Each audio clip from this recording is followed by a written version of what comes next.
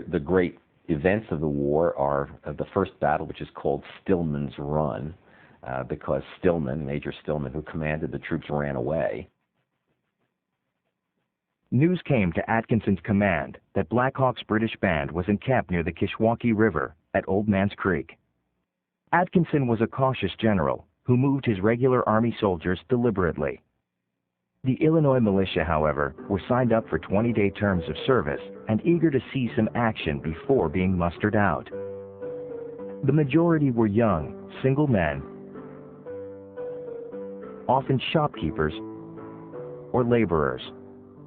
An Indian war held the possibility for social advancement. Under Major Isaiah Stillman, they raced ahead to confront Black Hawk. Stillman was a raucous kind of Westerner who knew that he could parlay his role in a war subduing the Indians into a military, into a military victory. It would serve him in good stead in politics in Illinois.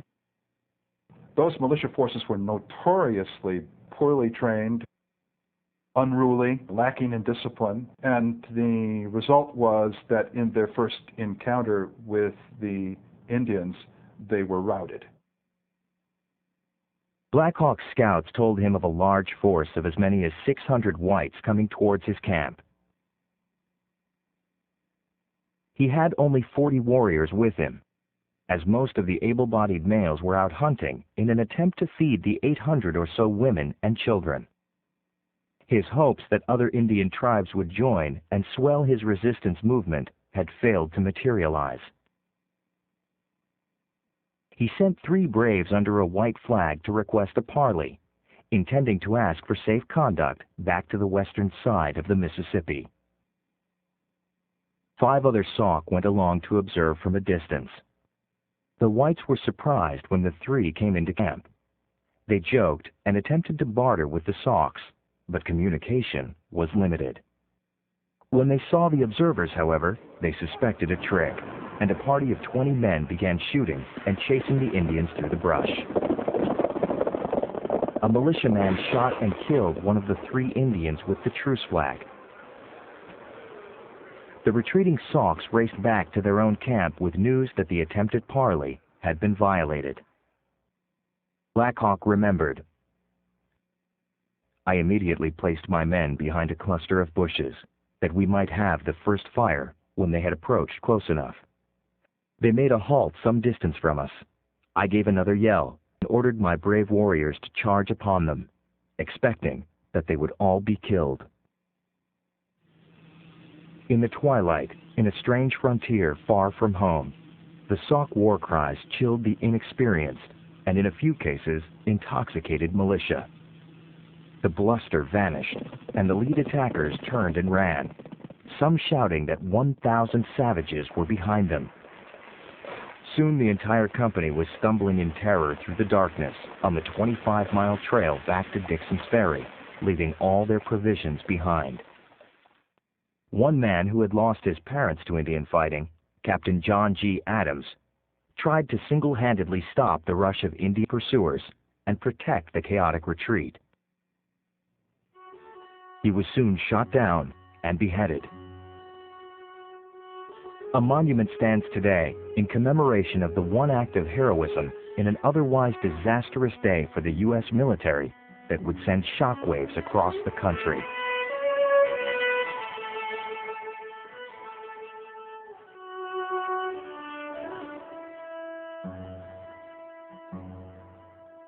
Black Hawk recalled, "We attacked them in the prairie, with a few bushes between us, about sundown, and I expected that my whole party would be killed. I never was so much surprised in all the fighting I have seen, knowing too that the Americans generally shoot well, as I was to see this army of several hundreds retreating, without showing fight." We had awaited the arrival of federal troops before those Indians could be taken care of. Unfortunately, the way they were taken care of was that they were massacred. So what begins as tragic comedy ends as tragedy in the Black Hawk War. Lincoln was there.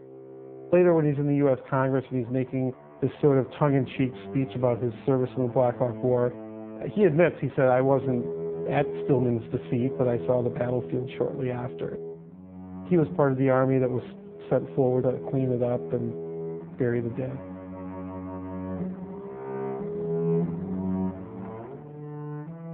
In all, 12 militiamen were killed, and perhaps 5 Sauk. As was the practice, the white bodies were scalped and mutilated. Abraham Lincoln reportedly viewed the carnage after Stillman's Run, as it came to be known.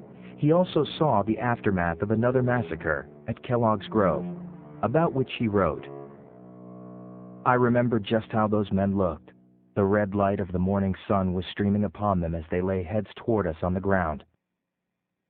Every man had a round red spot on top of his head, about as big as $1, where the Redskins had taken his scalp. It was frightful, but it was grotesque, and the red sunlight seemed to paint everything all over. I remember that one man had buckskin breeches on.